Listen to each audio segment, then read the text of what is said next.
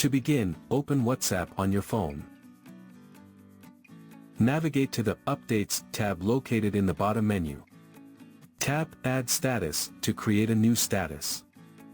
You can either capture a new photo or video using the camera, or choose one from your gallery.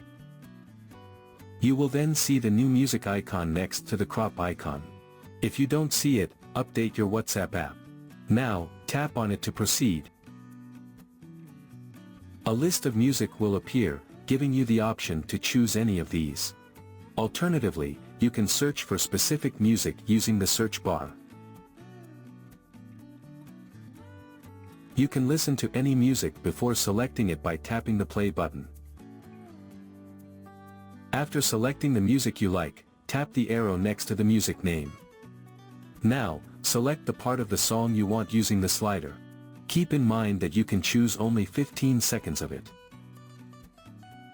Then, tap Done in the top right corner. Now, you can edit, add stickers, text, or captions as usual. Finally, tap the Send button to post your story.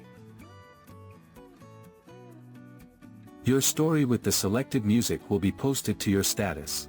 Your contacts will be able to view it for 24 hours before it disappears automatically. So that's how you can add music to your status on WhatsApp.